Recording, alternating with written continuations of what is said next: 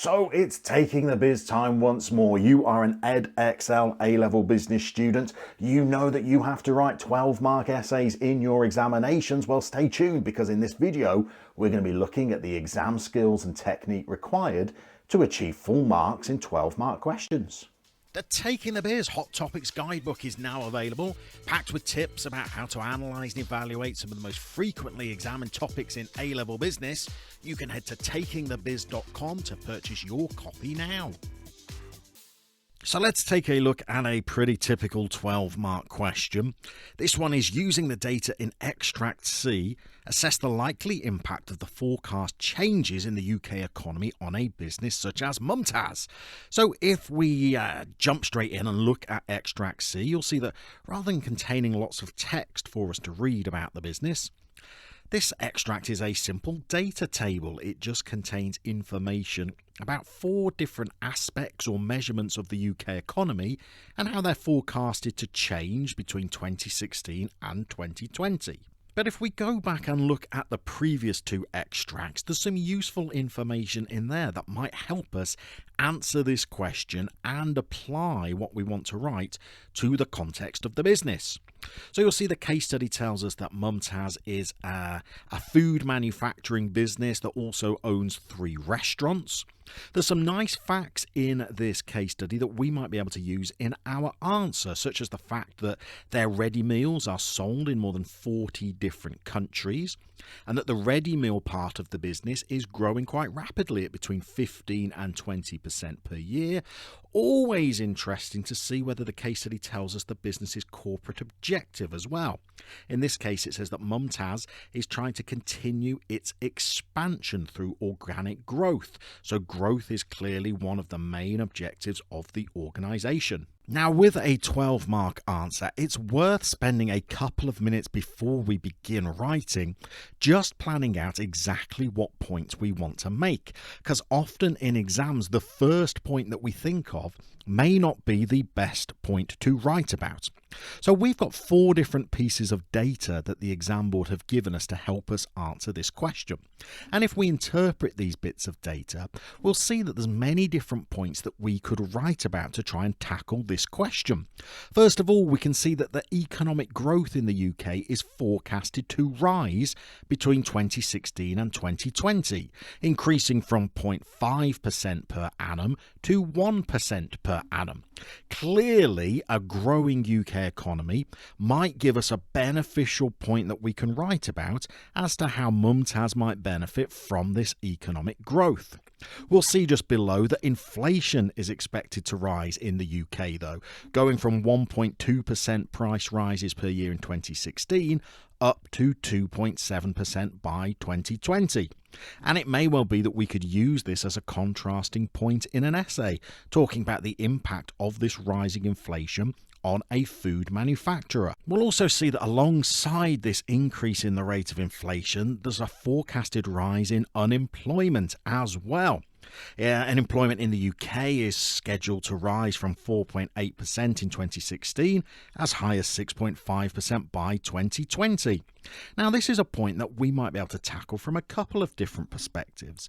If we're looking to talk about the benefits of these forecasts to a business like Mumtaz, rising unemployment might give them the opportunity to hire more employees on lower rates of pay because people in the economy are searching for work.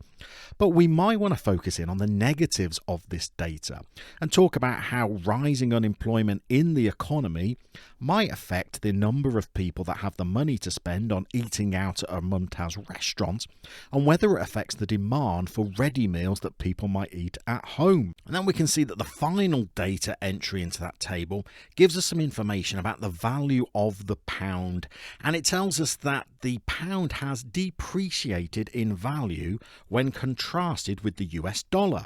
In 2016, a pound could be exchanged for $1.23.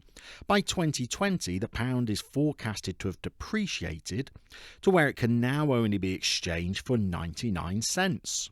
So if we look at how we're going to tackle answering this question, one thing that we want to make sure that we include is balance.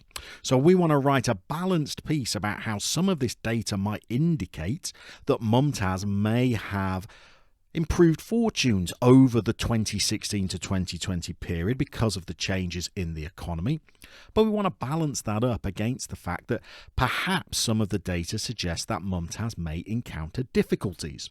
So if we start with a positive point, we could say that the forecasted depreciation of sterling, so that's the change in the exchange rate, may have a positive impact on Mumtaz by allowing them to be more price competitive in the 40 plus overseas markets that they compete in. So we could go on and explain that point and really put it into context and really show the examiner that we understand the data that we're given in the table. So we could say that this depreciation from a pound being worth $1.23 to a pound only being worth 99 cents means that if Mumtaz sell their ready meals for £5 in the UK, and we've stolen that £5 selling price from extract B that we looked at earlier, then they can reduce their US prices from $6.15 to just $4.95 and still achieve the same level of sales revenue per unit when converting their American sales back into Great British pounds. So by calculating how much Mumtaz could sell their products for in America, given the depreciation of the pound, it helps us illustrate our original point that this depreciation, this change in the economy, might allow Mumtaz to be more price competitive when selling abroad. But in any 12 market, it's crucial that we go on and show the examiner some analysis. We build up a chain of consequences. We explain the ramifications of our point. What might it mean for the business in the case study? So we could go on and explain that by being more price competitive, demand for Mumtaz's ready meals and halal baby food should rise, allowing Mumtaz to build on their $25 million in annual revenue. These funds could be used by Mumtaz to help fund the continued organic growth the Akbar family are planning. So if we just dissect this paragraph and investigate where exactly we are showing the examiner the exam skills that they are searching for, you'll see that we've started the paragraph with quite a simple but a very clear and effective point highlighted in yellow. That the economic data that we have examined, and in particular the depreciation of the pound, means that Mumtaz can be more price competitive when selling abroad. So that's the point that we've used to structure our whole paragraph. If we move on to the sections in pink, you'll see that this paragraph is pretty tightly applied. We've talked about the number of overseas markets that Mumtaz operate in, and then we've shown the examiner that we can directly reference some of the data that we're given in the extracts. We've quoted the depreciation of the pound from being worth $1.23 to just 99 cents. We've taken the selling price that Mumtaz used from one of the extracts, but we've also done some of our own calculations to show how the depreciation of the pound might affect the prices Mumtaz charge in America. We've also used the £25 million in revenue figure from the case study. We've actually talked about this being a family business as well. So this paragraph is pretty tightly applied. And if you have a look at the sections that are highlighted in blue, this is where we've shown the examiner our analysis. We've shown them the impacts of our point. We've talked about how demand might rise. We've talked about how that might increase the business's revenue. And we've talked about how that might contribute to this business's organisational objectives. But a useful addition to this paragraph might be to show the examiner some evaluation, some balance, some recognition that the point that we've made might have some limitations.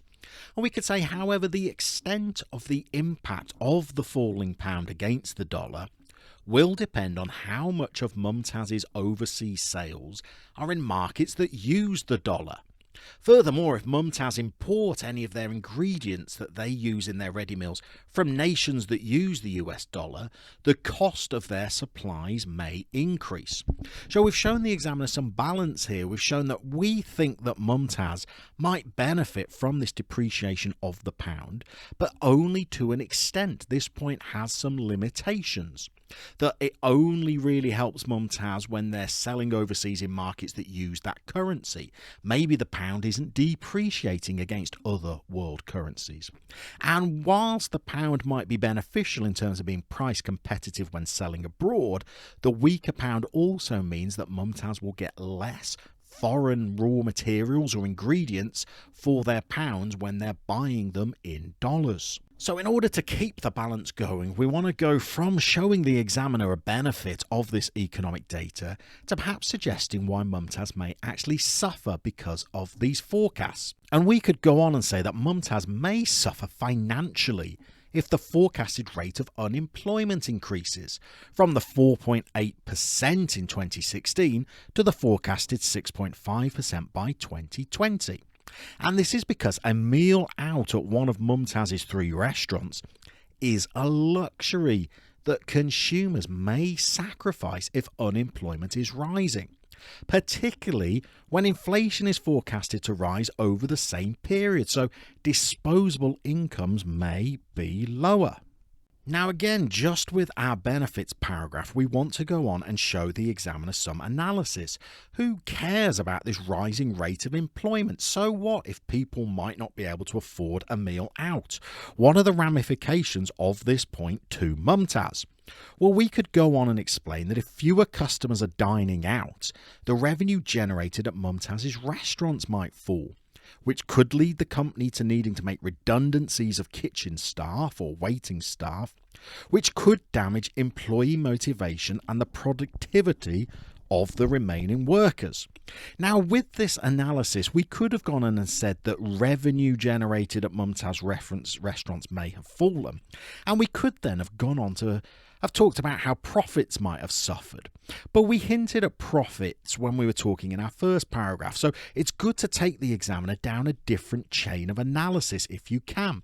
So rather than focusing purely on financials in this paragraph, we've looked at some HR issues, and we've linked the fact that sales might fall at Mumtaz restaurants if unemployment increases, and we've talked about the impact of that on staffing and on motivation and on productivity, just to show the examiner that we can analyse different aspects of a business when explaining our ideas.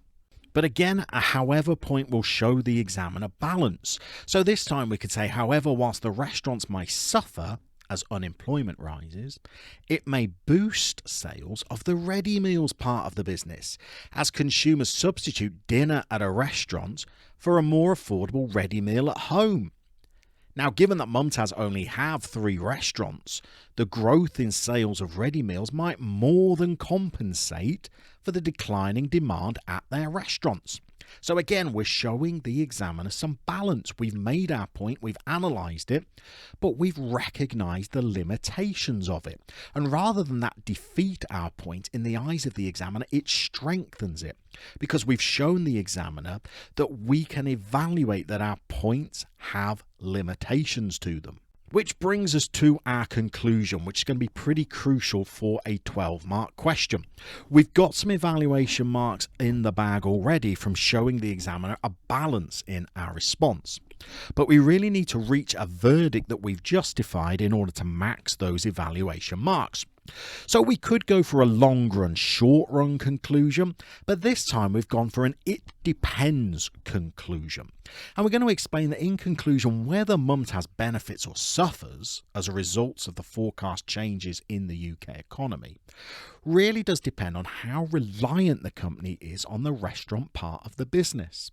So what we could explain is that the depreciation of the pound and the rise in unemployment should both benefit the ready meal element of the company. So as long as this section of the business continues to grow by 15 to 20% a year, and that's that figure that we looked at earlier on in the case study, and it's come in handy right in our last sentence. So as long as this section of the business continues to grow, it should outweigh any negative effects felt by Mumtaz's restaurants. So there in our conclusion, we've reached a clear verdict that the economic forecast should benefit this business. We've acknowledged that they might suffer, but only one part of their business might suffer. And we've used as our justification the fact that the ready meals section of the business is growing so rapidly that hopefully the benefits that these economic forecasts mean for the ready meals part of the business should hold greater weight than any detriment that is caused to the 3 restaurants that Mumtaz run.